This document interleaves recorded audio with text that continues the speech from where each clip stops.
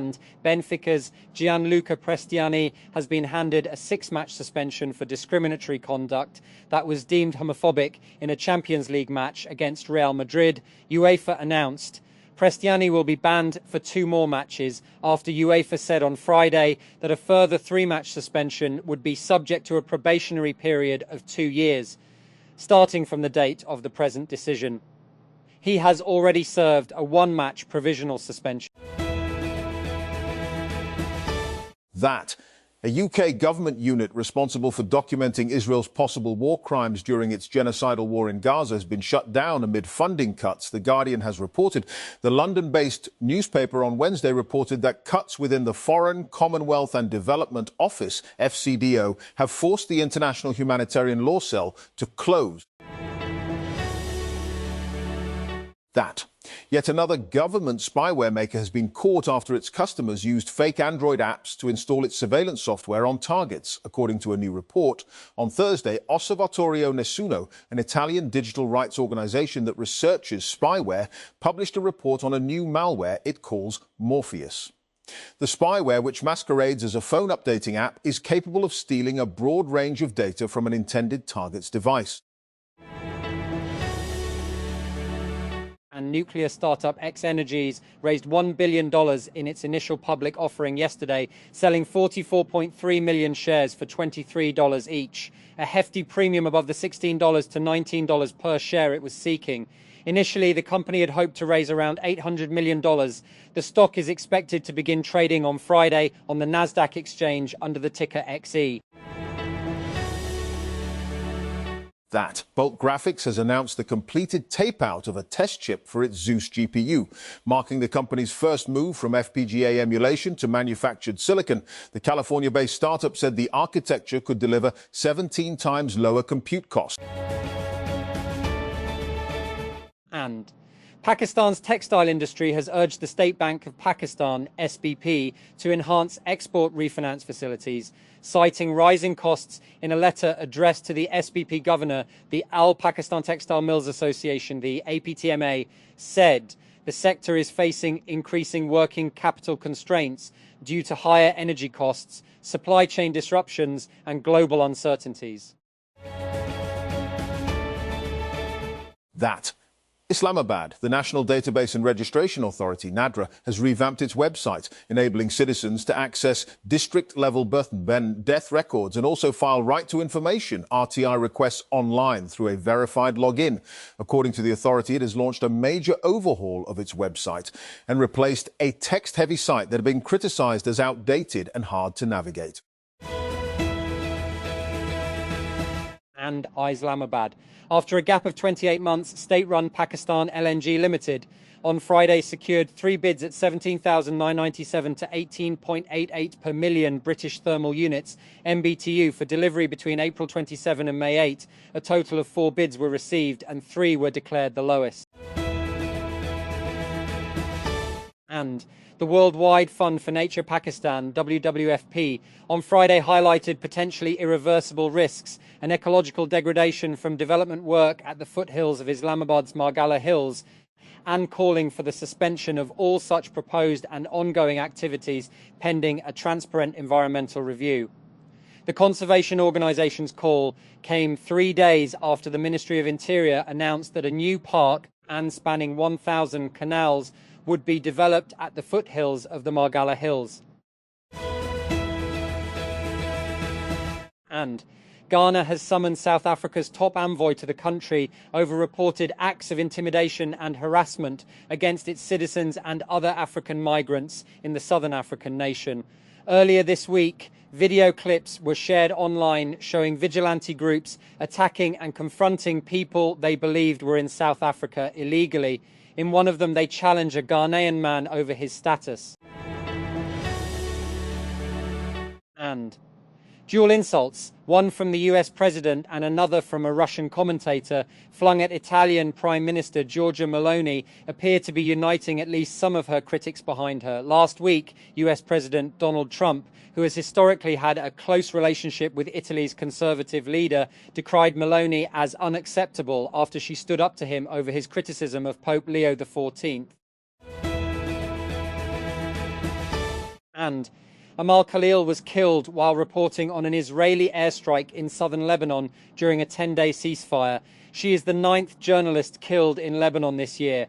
As Lebanon buries her and talks continue on extending the ceasefire, what does her death say about the prospects for accountability? In this episode,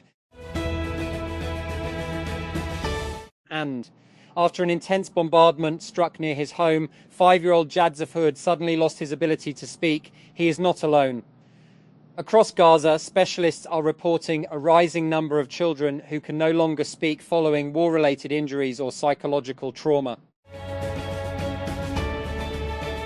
That Chinese AI lab DeepSeek has launched 2 preview versions of its newest large language model, DeepSeek V4, a much-awaited update to last year's V3.2 model and the accompanying R1 reasoning model that took the AI world by storm. That, the company says both DeepSeek V4 Flash and V4 Pro are mixture of experts models with context windows of 1 million tokens each, enough to allow large code bases or documents to be used in prompts. That, the mixture of experts approach involves activating only a certain number of parameters per task to lower inference costs.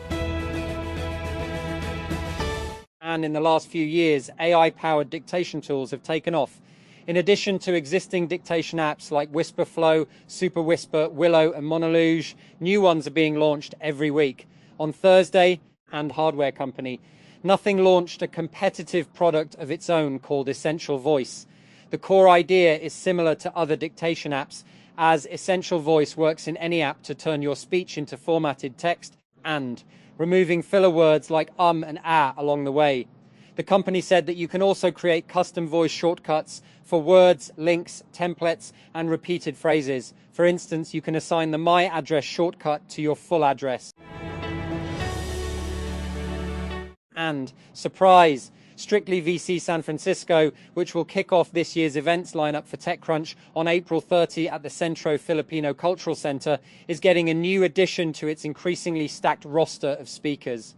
And Uber CTO Praveen Nepali Nagar will join us to discuss, you guessed it, operating at scale in the age of AI. You'll need to act swiftly to grab a ticket, though, for what's becoming the go-to event within the SF startup scene next week. And it's an ideal one-stop shop for any founder or investor looking to widen their networks, deepen community ties, and learn from what's now a wildly deep roster of speakers.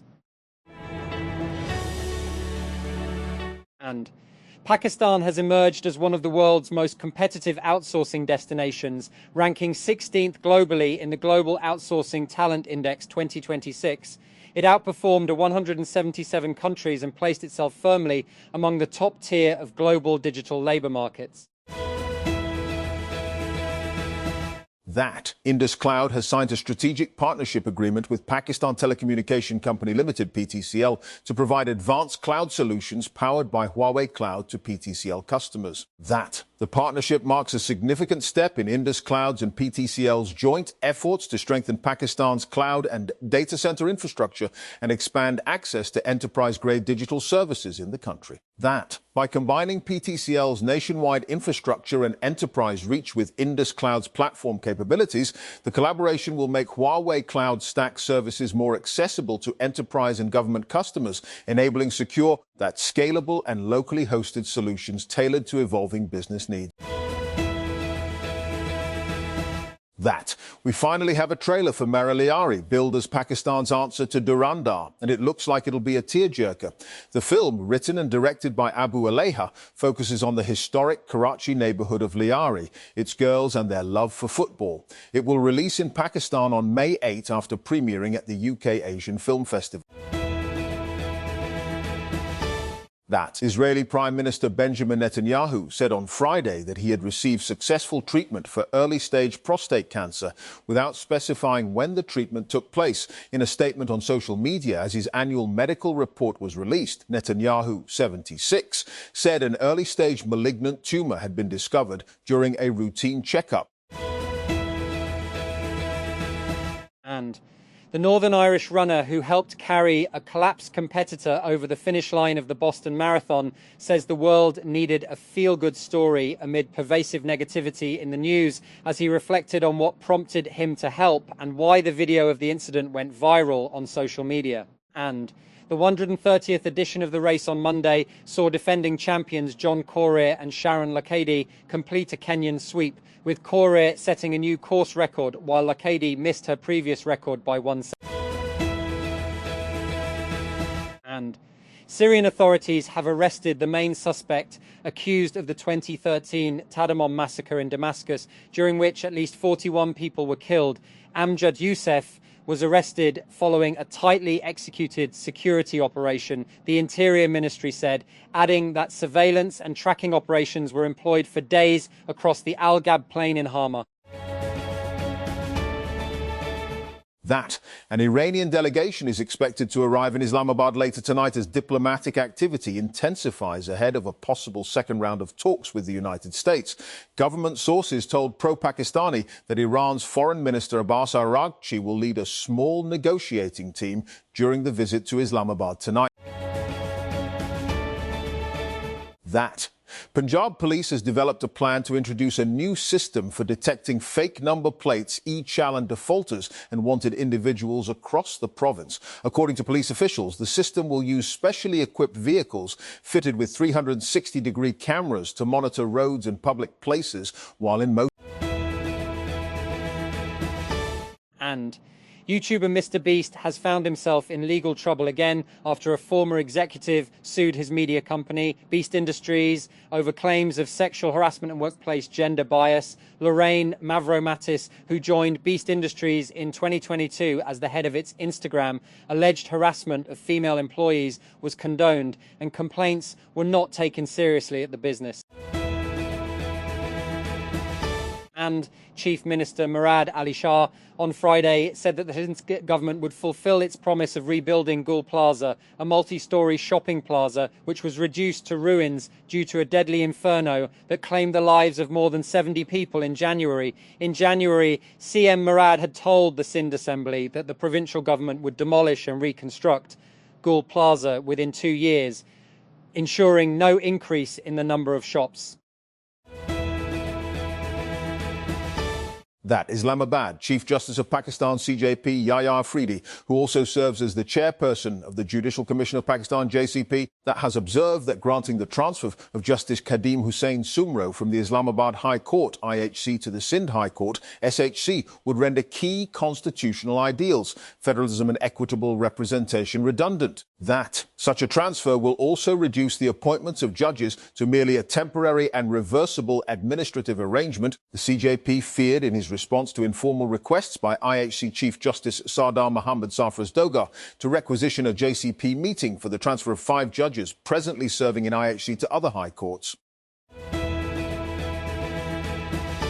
And Israeli Prime Minister Benjamin Netanyahu has said he is in excellent physical condition after the publication of his annual medical report revealed he had a malignant tumor removed. In a post on X on Friday, Netanyahu said that during routine medical monitoring following successful surgery for an enlarged benign prostate, doctors found an early-stage malignant tumor. And poisoning is suspected in the deaths of 18 wolves within a few days in a national park that straddles 3 regions of central Italy. After the carcasses of 10 wolves were found last week, another 8 were found when patrols were stepped up in recent days in the Abruzzo, Lazio and Molise National Park.